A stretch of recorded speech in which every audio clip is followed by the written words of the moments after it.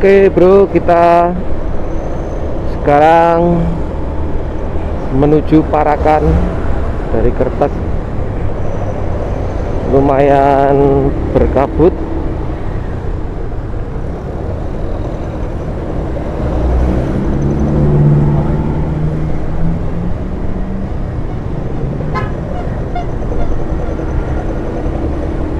Biasanya kalau tidak berkabut itu silau justru, karena ini kan arahnya ke timur. Nah, pagi-pagi arah matahari dari timur juga jadinya agak silau, tapi ini karena berkabut jadinya nggak terlalu silau, nggak silau malah.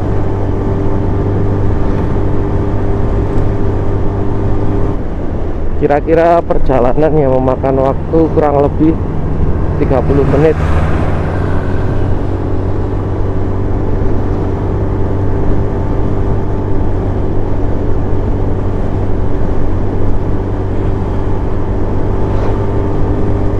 Cuacanya lagi dingin sekali, karena memang di bulan-bulan Juli, Agustus, September itu lagi dingin-dinginnya. Dan sekarang ini musim tembakau. Musim tembakau biasanya memang dingin.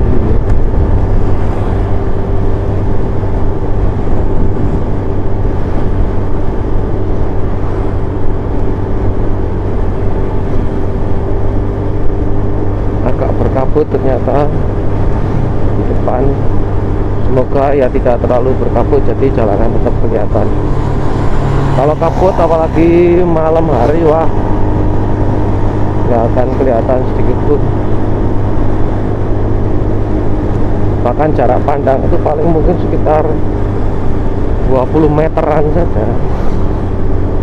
Di depan kita itu baru kelihatan, oh, ada kendaraan lain. Padahal lampunya juga nyala, tapi memang karena sangat tebal jadi nggak kelihatan.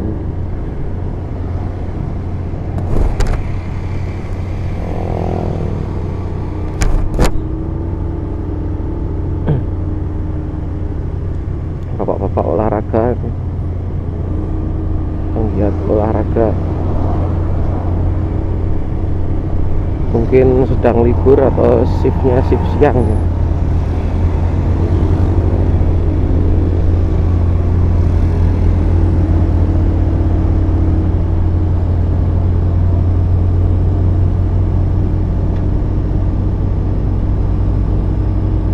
Ini nggak nyalip-nyalip.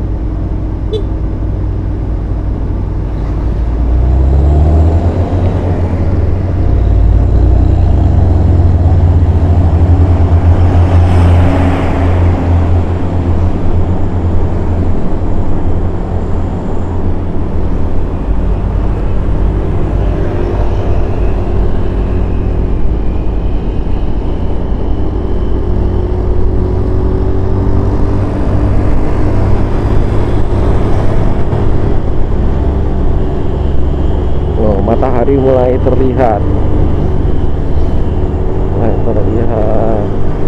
tapi nggak silau.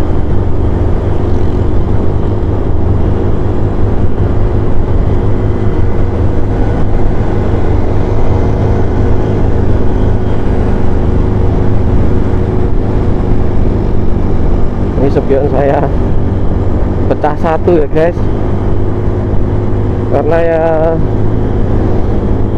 parkirnya itu sering mepet ke tembok, jadi spionnya itu mepet ke tembok, pecah.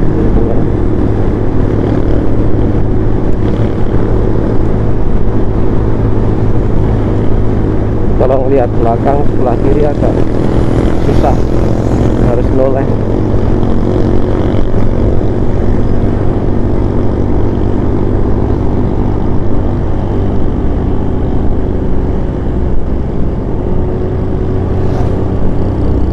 Kembali lagi ke nanam tembakau tadi guys. Mengelola tembakau itu tidak mudah, karena kita harus begadang sampai pagi, kadang-kadang dari pagi sampai pagi lagi itu tanpa henti. Jadi harus bergantian orangnya, harus ada si pagi siapa, siang siapa, sore siapa. Kalau enggak bisa kelelahan, bahaya. Karena prosesnya kurang lebih gini guys, misalkan malamnya kita mulai merajang tembakau ya. Kalau sekarang masih sudah menggunakan mesin, tapi kalau dulu pakai pisau besar, namanya itu gobang. Kalau bahasa Jawanya itu gobang, bahasa Jawanya itu gobang. Itu buat merajang tembakau kecil-kecil, tipis-tipis, sehingga menjadi seperti apa ya, ya dirajang kayak emak-emak masak kol itu kan dirajang kan. Nah kurang lebih kayak gitu. Tapi kalau sekarang sudah pakai mesin, sudah pakai mesin yang canggih, jadi kita tinggal masukkan saja tembakonya, udah keluar sesuai dengan tingkat ketipisannya. Mau dirajang seberapa tipis, terlalu tipis juga tidak bagus, nanti malah hancur. Kalau terlalu besar juga keringnya agak lama. Nah, jadi harus pas. Kemudian setelah dirajang, si tembakonya itu kemudian ditata di sebuah anyaman bambu. Kalau daerah saya menyebutnya itu rigen. Nah, kalau sudah ditata di situ, kemudian dijemur. Nah, prosesnya itu dari ngerajang sampai dengan jemur aja sudah berjam-jam itu loh. Ngerajang itu bisa memakan waktu sampai misalkan dari sore jam 3 bisa nyampe malam jam 12 malam untuk proses ngerajangnya. Itu kalau dulu ya, sebelum pakai alat gitu.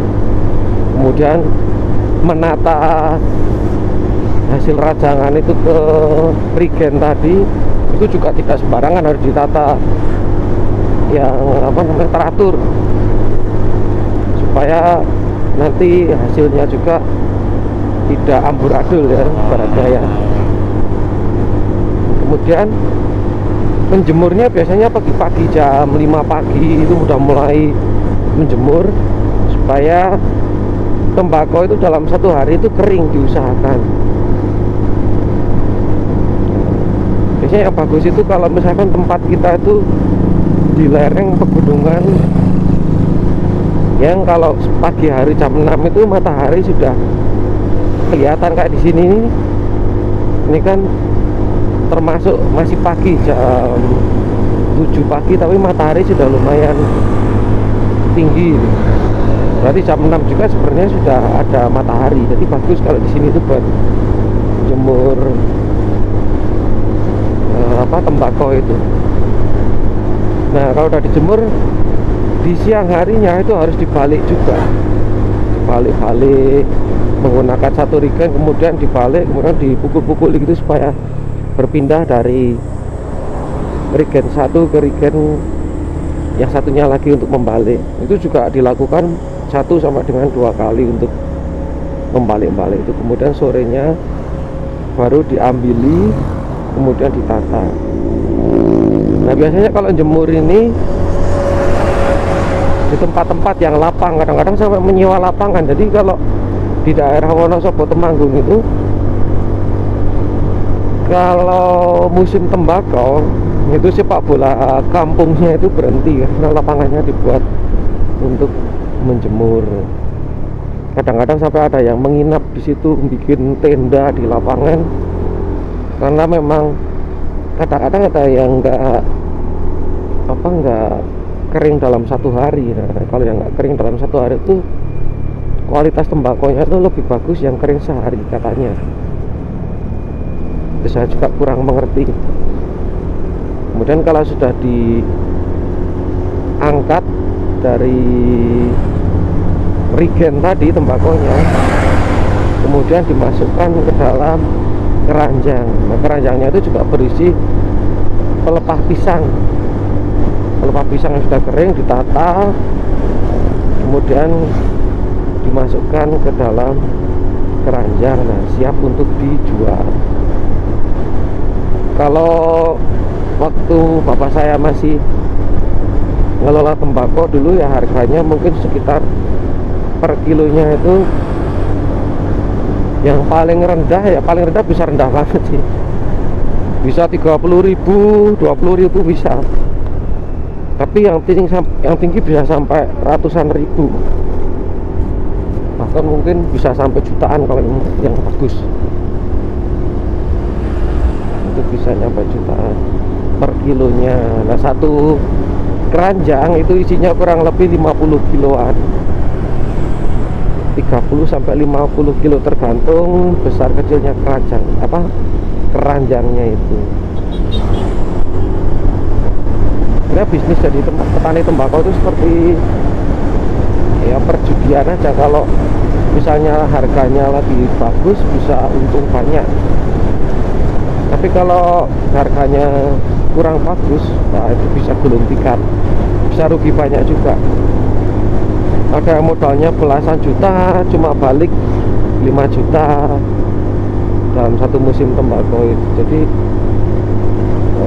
rugi. Diharapkannya kan sampai dapat uangnya mungkin 50 juta, tapi ternyata justru malah nggak dapat uang. Nah, semenjak itu, karena bapak saya pernah ngalami hal seperti itu, modalnya banyak kemudian tidak kembali.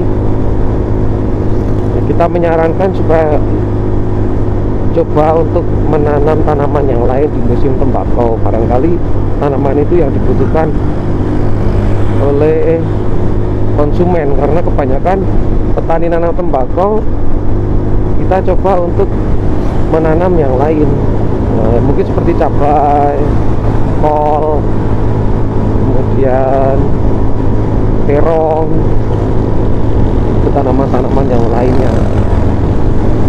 Itu justru mungkin kadang-kadang, nah itu pernah terjadi juga, ditanami kol, harga kolnya lumayan tinggi dan hasilnya banyak, itu malah justru lebih menguntungkan. Jadi tidak harus teman-temannya semua nanam tembakau, tetangga sawah kita ikut-ikutan nanam tembakau, karena belum tentu yang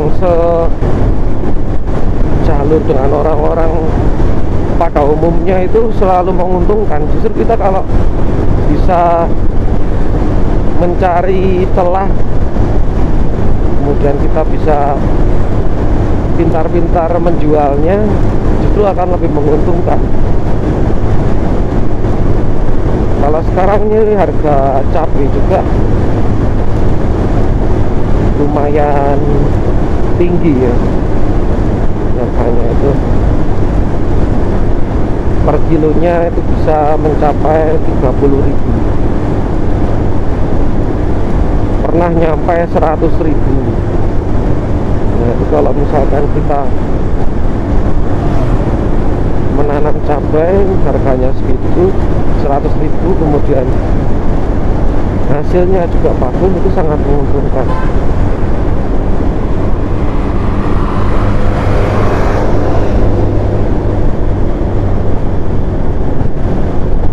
Nah, ini di daerah Kledung ya guys, di sini banyak tempat wisata. Ya, bukan tempat wisata sih, tapi banyak tempat-tempat makan yang view-nya itu bagus. View-nya itu Sindoro dan Sumbe. Ada taman juga namanya Kledung Park di sini ya. Ini sebelah kiri setelah pom bensin ini adalah Kledung Park. Nah, ini bisa buat ngecamp, ada kafenya.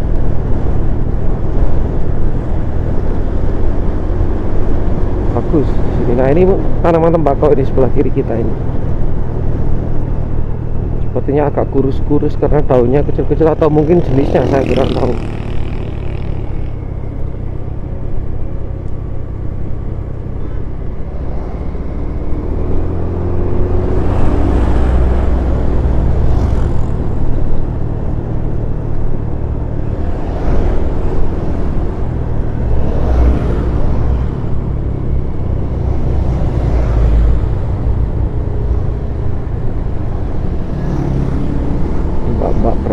kuliah nih. Semangat kuliahnya mencerdaskan kehidupan bangsa.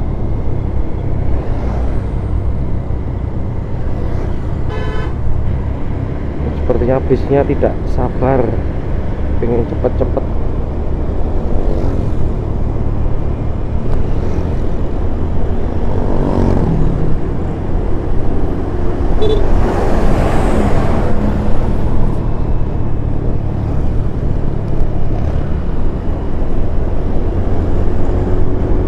Nah itu kan banyak tembakau tuh di depan, sudah mulai dijemur. Ini jemurnya udah dari pagi-pagi jam 5 subuh nih. Kalau yang sudah agak kuning, agak kecoklatan itu biasanya yang kemarin tidak kering, kemudian dijemur lagi. Paling nyampe siang sudah diangkat.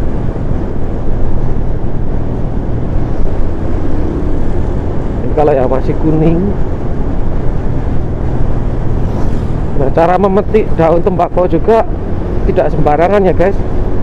Dari yang paling bawah dulu, kemudian nanti ke atas.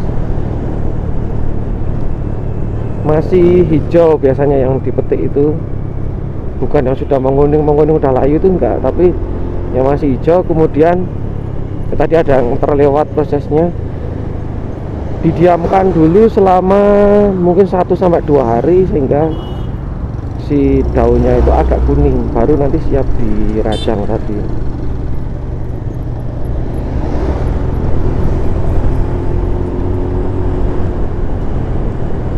Sudah mulai banyak yang nanam tembakau. Kalau Temanggung lebih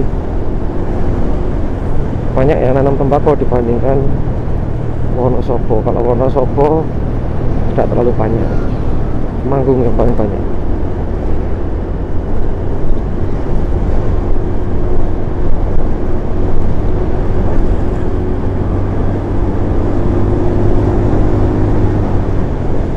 Sebelah kanan kita ini, kanan saya, ada si Gandul View. Nggak terlalu kelihatan sih kalau di sini. Ya, tempat makan, foto-foto, artinya tempat meeting juga, ada hotelnya juga katanya. Ini tempat tembakau yang kemarin ini sebelah kanan ini, karena agak coklat-coklat. Ya kelihatan mungkin karena silau ya. Dan jemur di pinggir jalan kayak gini ada juga. Ada yang nyewa lapangan. Nanti kalau udah musim tembakau, biasanya kalau saya pulang kerja jam 4, jam 5 tuh berpapasan dengan mobil-mobil yang bawa tembakau. Nah, itu bisa pakai apa namanya, mobil bak terbuka yang belakang itu, regennya itu sampai penuh ke atas. Terus orang-orang yang ngurusi tembakonya itu duduknya di atas regen, di atas.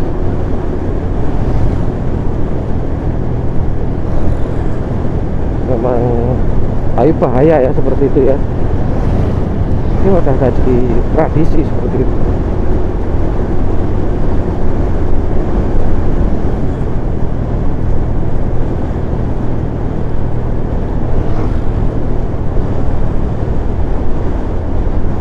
Ini saya peletakan mic-nya berbeda dengan yang kemarin. Kalau kemarin saya klipkan di jaket, di dalam jaket, di bawah dagu, suaranya agak mendep. Terus lihat di YouTube, dimasukkan di helm, di area telinga. Itu saya baru nyoba sekarang ini. Nggak tahu hasilnya kayak gimana. Kalau berdasarkan reviewnya sih, lihat hasilnya bagus, nggak kena angin juga. Kalau yang di dalam jaket tuh nggak kena angin, tapi agak mendep gitu suaranya. tidak keluar dan nggak terlalu jelas. Ngotak-atik di editingnya juga susah karena memang hasil rekaman suaranya jelek, jadi ya susah.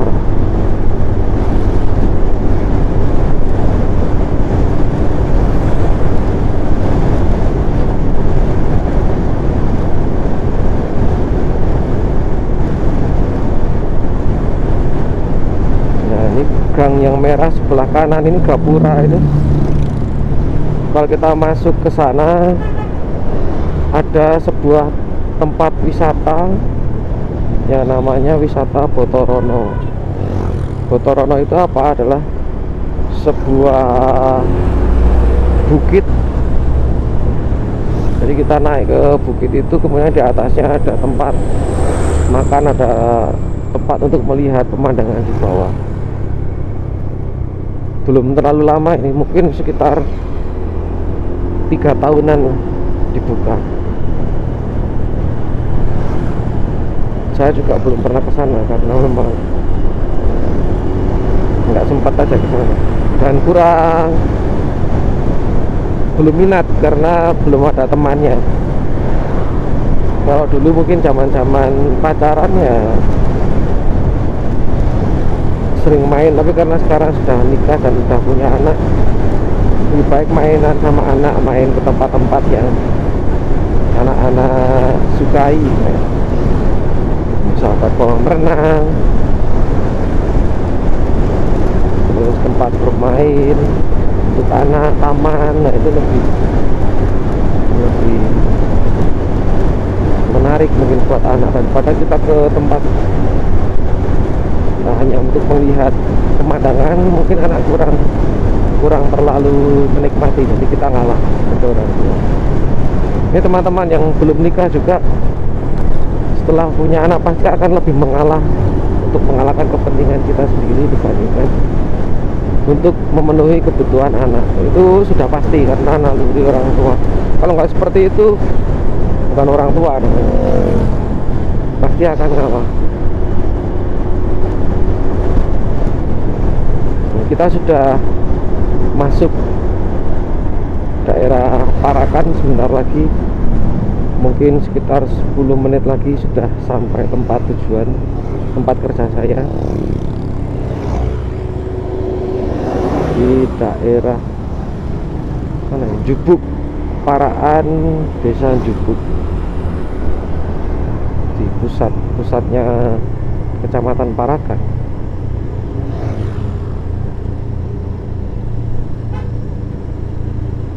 Ini bis yang tadi yang ngebut terus nggak sabaran,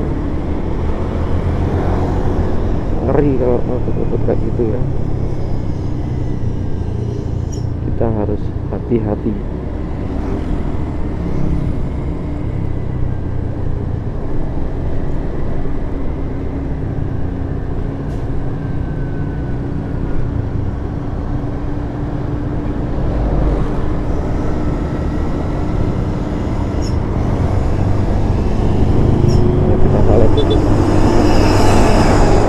Usahakan ngesen dan klakson ya guys kalau misalkan kita mau nyalip,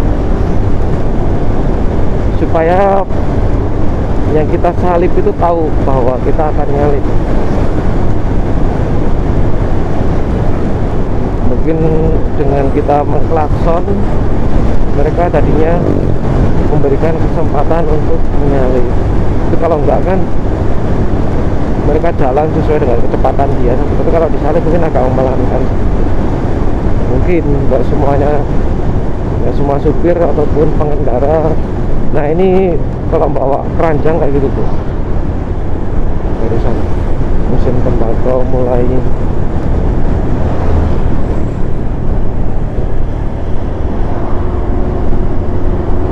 sudah tiba saatnya.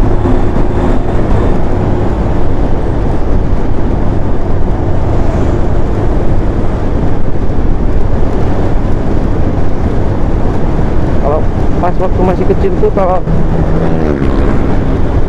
jadi anak kecil pas musim tembakau itu enak karena Pak D, Bude, Bule semuanya kan nanam tembakau. Jadi mereka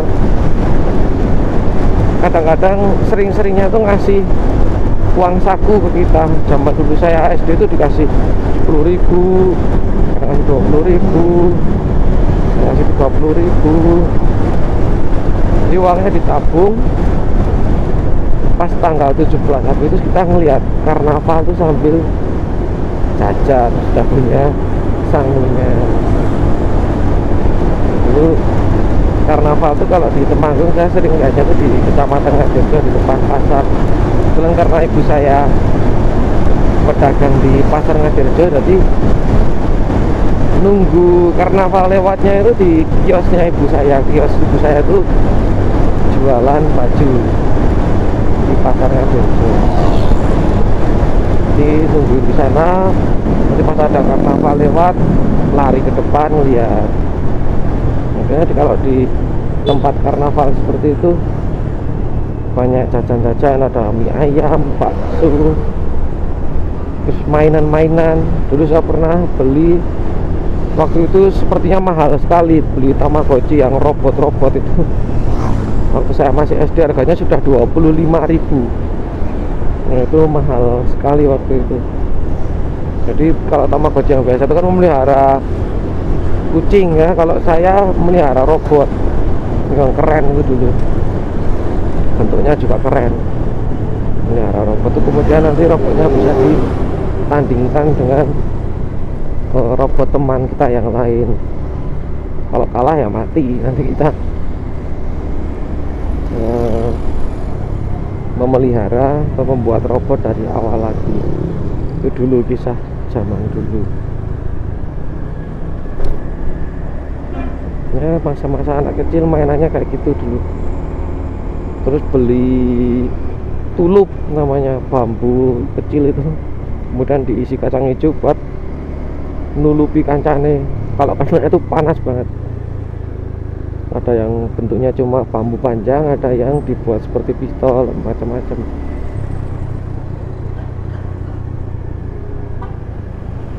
Itu banyak jualan mainan. Biasanya yang paling laris itu kalau 17 Agustus beli Tamiya, mobil remote, itu yang pasti tiap tahun ya.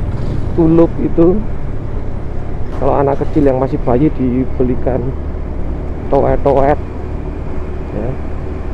Balon itu yang bisa bunyi toet-toet.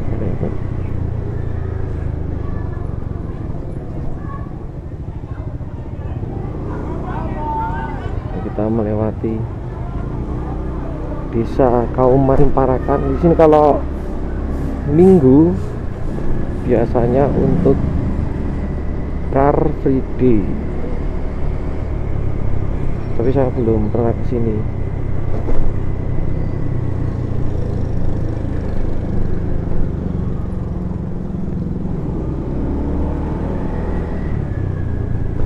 Ini jalannya kurang bagus. Penjual sayur motornya Supra udah ada KWR nih, kalau nanjak kuat nggak? Gelinding, tahunnya gelinding.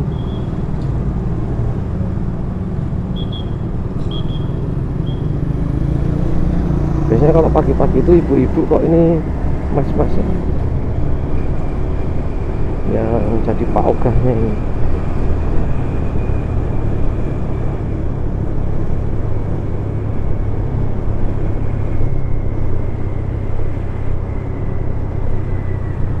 Nanti sorenya kita ngevlog lagi bro. Kita coba perjalanan sore seperti apa kalau sore hari. Dan semoga ini tersimpan. Kalau nggak tersimpan lagi, harus beli memori yang bagus. Kemarin beli memori langsung rusak, padahal ori juga. Ini kalau nanti saya pulang lurus terus ke sana. Ini sekarang kita belok dulu karena kerja, tempat kerja saya itu di belakang Rumah Sakit Kristen Ngesti Waluyo, tepatnya di Tikes Ngesti Waluyo.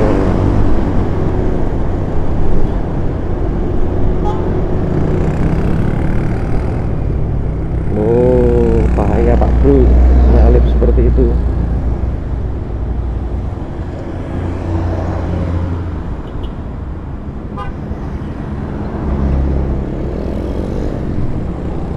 Nah, maksudnya lewat sini, lewat depan unit gawat darurat IPD.